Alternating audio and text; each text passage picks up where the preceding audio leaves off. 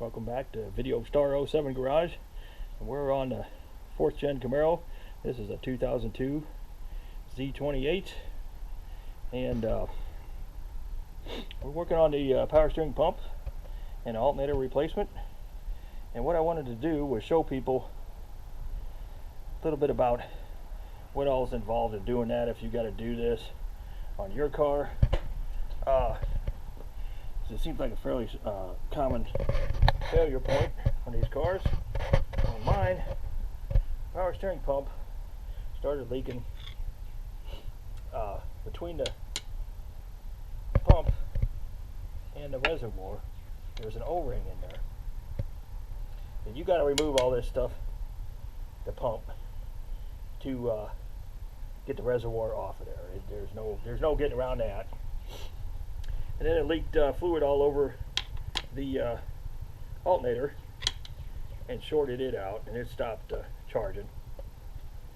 And I think actually what happened, and I stuck a rubber plug in here, your connector, electrical connector pops in here. When I took that off there, and this is the stock alternator, it had fluid all down in past the WeatherTech seals and the whole deal. Which brings up a point here that when you clean something like that, you want to use, and this is just one type of, I'm not necessarily endorsing CRC here. I don't get paid for any of this stuff at all, but it's an electronic cleaner is the point that I'm making here. Instead of like a carburetor cleaner or an electronic cleaner, you don't want to use that stuff on the electrics, because it'll melt the plugs a lot of times. It'll melt the plastic. You want to get a specific electronic cleaner, and you'll find all kinds of uses for that. But now, as to removing the pump, there's two bolts that hold the thing on to a bracket on the engine there, and I'll show you that in a minute here. And you have to remove the pulley from that. They don't give you any access holes in the pulley like a lot of manufacturers do. Did I point that stuff out to you? Let me try that again. There's the two bolts here. You got to pull your pulley off to get to those two bolts. Disconnect your high pressure line, and then there's a return line, low pressure line on the other side there. That's pretty simple to get off. You can take your pump out of the way there. So the alternator, doing the alternator, there's two big bolts, and you can get to the alternator by itself anytime that you want to do an alternator on one of these from underneath the car. Just take your belt loose, take your two big bolts here, and then the one thing that's the hardest part to get to, it's kind of goofy, they got a 13mm bolt coming in from the back side here. And there's not really any easy ways of getting at that. You can't get a wrench on it, for example. So if you don't have it, you're going to need, the way I did it anyway, was with a flex head ratchet. You can see how the thing will flex and whatnot. You know, some people would call that a spark plug ratchet. And come on the 13mm bolt from behind there, angle it down, and stick it in there, and you'll be able to pop that bolt loose.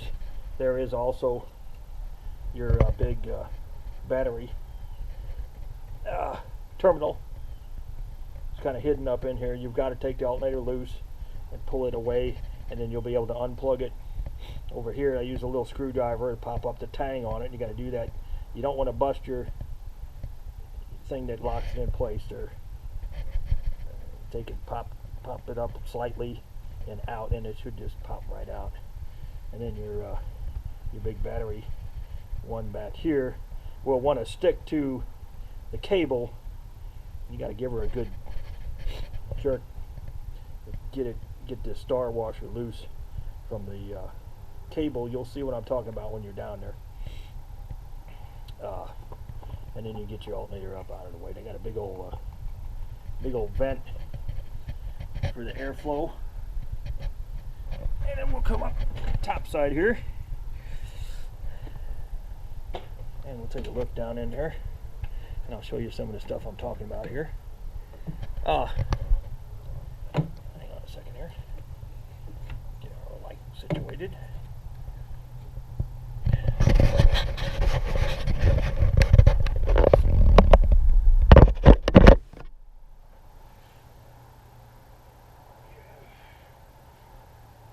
Now,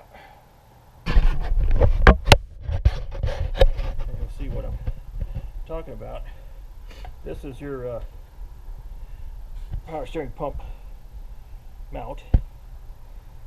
You got your two bolts there. Is the only thing that holds it in. Now, what you got to do is you got to pull that pulley out of there. In order to get the pulley out of there, and you got to get you pulley puller. And that's just, you can rent one from AutoZone. That's where I got that one from.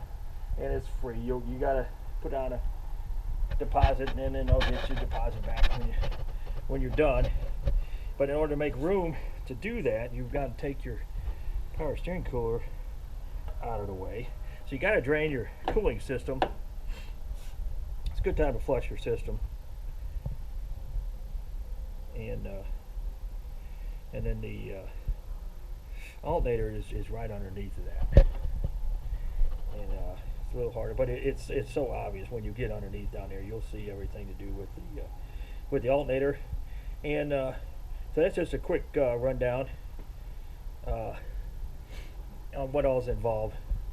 It's not hard to do. It looks a little intimidating when you're first looking at it, but you got to drain your cooling system. There's a drain on the passenger side at the bottom of the radiator there. Be real careful not to bust that off. It's all plastic. You can take a pair of pliers and very carefully work that thing around a little bit, and it'll usually open up and let you drain out. But you don't want to break that or strip that. Drain your cooling system off. Take your radiator cap off over there, and like I say, that's a good time to drain and refill your cooling system. Get some new stuff in there. Jack her up in the air and get under there and get your alternator off. Okay, so you're going to have to. There's also a rubber. You'll see this if your car is still fairly stock like mine is. There's a rubber air deflector, dirt deflector, water deflector under there that you got to pop loose to get around to this small. Like I say, there's a 13 millimeter bolt they've got around the back side over there, and there's no real easy way to get in there and get to that. But like I showed you, the flex head ratchet is how I done it. And if you don't have one of them, you ought to get one, because they're damn handy. And if you're going to tackle the spark plugs on one of these things, boy, you are going to need it. The spark plugs are not easy either. All right, anyway, I'm going to do a part 2 where I have it all back together. And if you have any questions or comments or want to yell at me or whatever, feel free. Like, subscribe,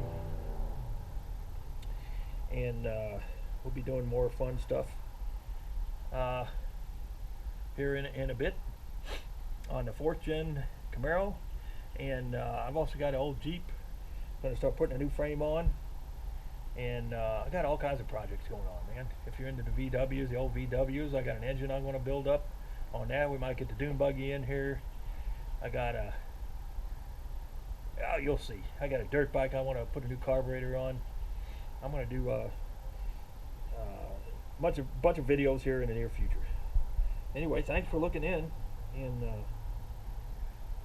we'll talk to you later.